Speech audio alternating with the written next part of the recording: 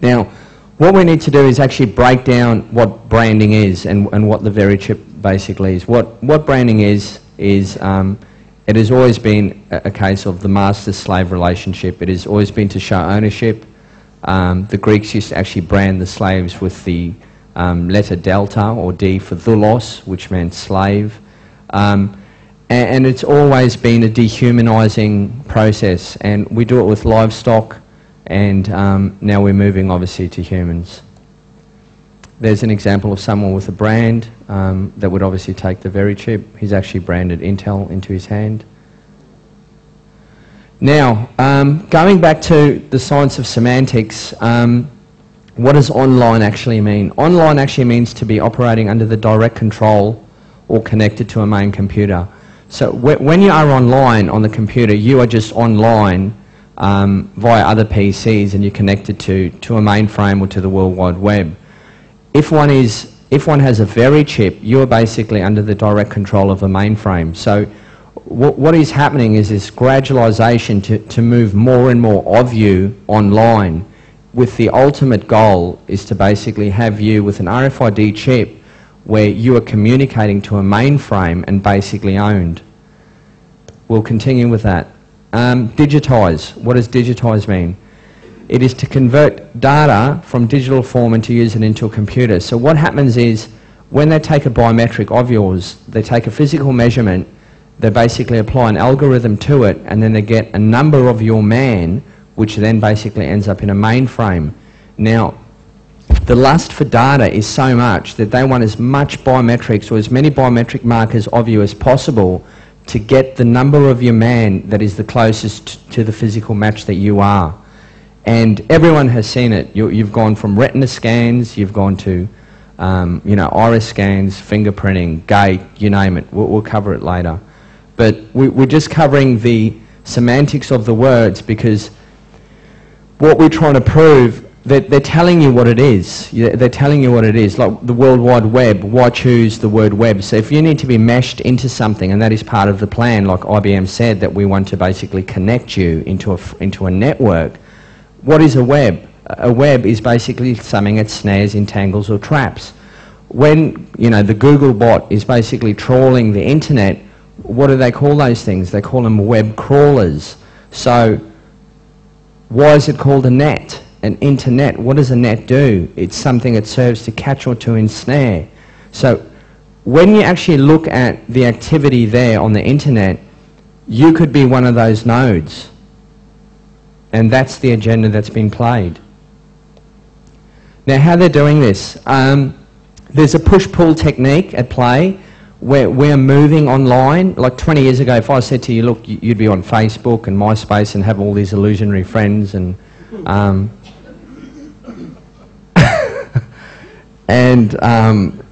we'd be living so much of our lives online. 20 years ago, that would sound like science fiction, but it is science fact. Where it's moving in 15 or within 10 years, and we'll cover that later, is we will actually be able to emote feelings over the web. So you'll be able to emote hate, love, sadness, and people will actually be able to pick that up over the web through sensors and technology that's coming up through, basically weaved into clothing or into the architecture. So what it comes down to is, as the bandwidth of phones increase, like 3G, and the Apple iPhone will be a major accelerator of this technology, you'll find apps like augmented reality, which is the picture just down at the bottom, and then 4G will allow so much bandwidth that you'll see applications that will absolutely rock your mind. And look, I'm not a technophobe. I've worked for Apple and for Xerox, but as a person who likes technology, technology now has basically is starting to become an enemy. And you need to, even if it's not for yourself, you need to understand that you need to engage with your children and your grandchildren, because they are being sucked into this net. Pull techniques. How do they pull us into the net willingly? Facebook, Friendster, Twitter, Dig. Everyone wants to be famous these days. They want to, show, what they did on the weekend. There's enough evidence to show where the seed funding came from Facebook and from MySpace. Most of them are CIA funded. The classic case is these guys started in a garage. How many times I've heard that story? It's just driven me mad. And it's always the guys that start in the garage that end up having $10 billion companies. So anyway. Now, with the Veri-Chip, I won't spend any time on this, but there is a right to private life and human rights. It is a violation of at least 19 of the Universal Declaration of Human Rights by the UN. So even though I don't really appreciate the UN, I appreciate them on this one. Okay, now this is where IBM, and to be a spoiler, IBM owns Veri-Chip at the end of the day. They have a distant relationship which will show, but IBM was basically founded in 1896 by Herman Hollerith. It was an actual census company. From there on, once it got the census contract with the US, which it continues to have today, except the US citizen now gets to have his front door GPSed as a favour,